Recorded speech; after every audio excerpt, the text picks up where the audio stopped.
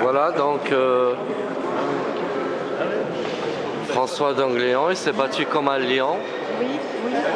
Mais il restera toujours cette histoire, cours, cette suspicion qui est justifiée aujourd'hui, qui est démontrée. Mais même pas de suspicion, d'ailleurs il a fait une plaidoirie de 4 heures, alors qu'en fait il y avait juste à leur dire mais tout ça c'est du fake, vous êtes qu'une mafia quoi. Et il leur a rien expliqué, moi c'est plutôt la patience en plus qu'il a ce gars-là, c'est incroyable. De garder son contrôle, même quand les gars lui disent ouais, faites plus court ou je sais pas quoi, mais comment ça faites plus court? S'il faut que je te rappelle tout ce qui a attrapé, je te rappellerai tout ce qui a attrapé. Ça j'aime bien ce tempérament. Tu vois, il leur a bien expliqué comment c'était le droit français. Tu vois. Et à mon avis, ils vont encore prendre enfin la décision est déjà prise. À mon avis, demain, ils font genre ils auront délibéré. Et non. À mon avis, en France, du moment qu'il y a un Français qui se lève ou qui s'est connu internationalement, il faut qu'on le défense, il faut qu'on le descend. Oui. Il faut, oui, parce que je pense qu'on réagit assez vite quand même. Et c'est pour ça quand tu disais qu'il faut que les gens soient éveillés, je suis pas d'accord. Moi, je pense qu'ils sont éveillés, mais par contre, ils savent pas comment faire. Ils sont trop sous antidépresseurs aussi. On est quand même le premier consommateur d'antidépresseurs. Et ça annule toute volonté, révolte. Tout va bien, il y a Arthur ce soir à la télé, tu vois.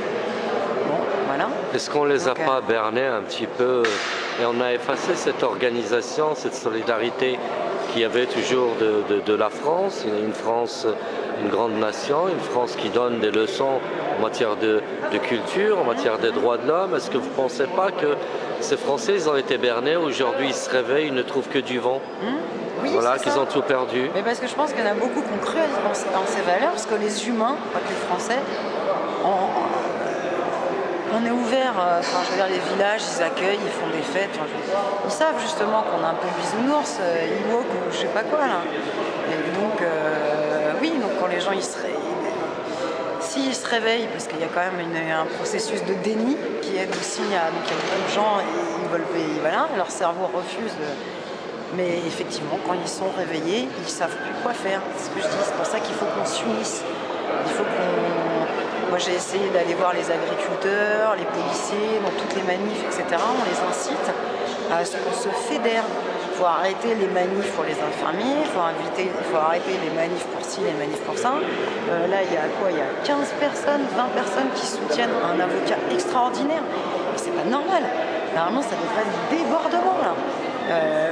Voilà, ne serait-ce que même tout le monde quoi, que ce soit les justices. Même la personne qui est sûre que jamais elle se retrouvera, et on n'est jamais sûr de ne pas se retrouver de toute façon face à la justice, il faut s'inquiéter de ces choses-là. On a peut-être oublié un mot. Ouais, on va y aller, on va lui faire, moi je ferai bien une petite photo à côté. Non, moi qu'il dit un mot. Vous ne me connaissez pas, mais moi je vous ai déjà vu des vidéos. Je trouve que vous êtes formidable, merci. Voilà. Ouais, elle l'est en plus. Non, elle l'est, c'est vrai, objectivement, elle est formidable. Non, mais voilà, elle fait ses recherches et tout ça, ça fait plaisir de rencontrer des gens voilà, humains qui cherchent, qui font, qui sont curieux. Alors, on a tous nos positions, on a tous notre éducation, ça. Et de toute façon, une position, voilà.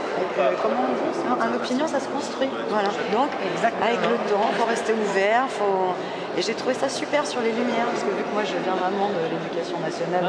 Et vous avez vu sur la République? Non, pas encore. Regardez là. Mais là on attaque, on essaye de demander une destitution, parce que c'est ça, il y a pas que... En même temps, je m'informe, mais il y a des fois la vie elle avance un peu plus vite qu'on est informé nous-mêmes, mais voilà.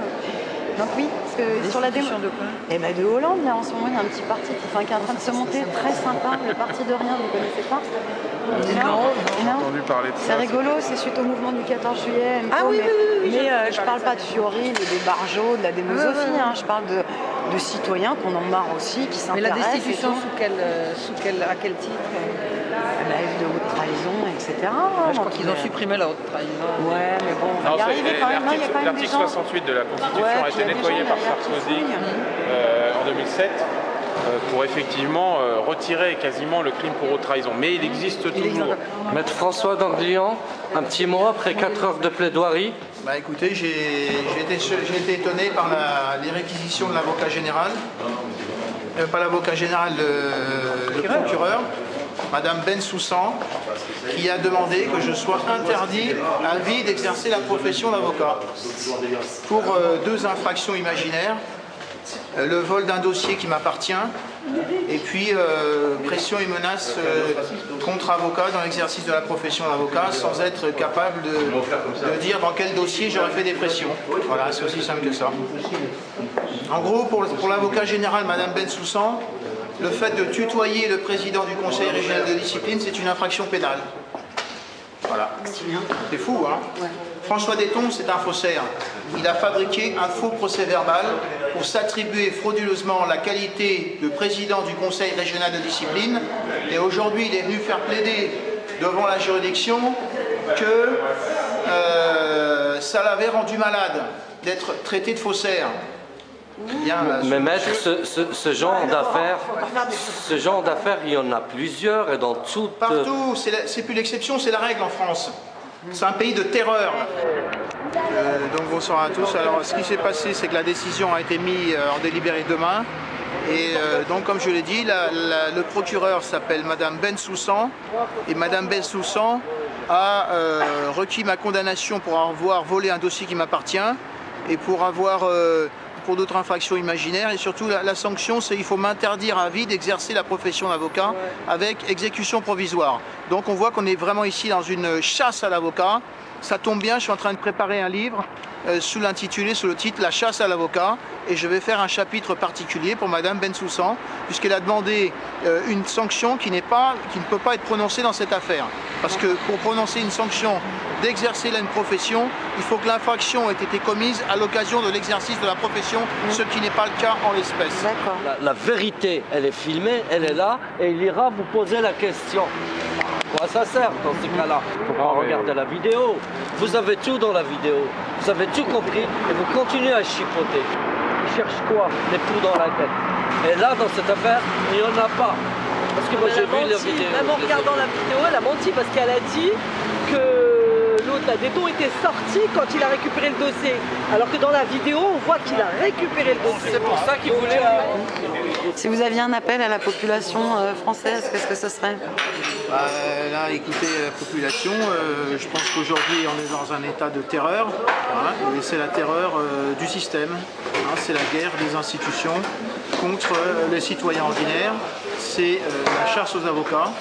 Hein, et moi, j'ai déjà fait l'objet de 4 procédures disciplinaires, et comme je me défends, que je repousse ces attaques dans le cadre de ces procédures disciplinaires, on m'a monté à une procédure pénale frauduleuse sur des accusations qui ne tiennent pas un instant, et les responsables de toute cette affaire, c'est le procureur de Paris, M. François Molins, c'est la substitut Julie Duez, c'est la procureure Mme Bensoussan qui aujourd'hui a réclamé mon interdiction d'exercice de la profession d'avocat, et puis ce sont les 2 juges d'instruction, Sabine Kéris et Cyril Paco, qui m'ont mis en examen sur des infractions imaginaires.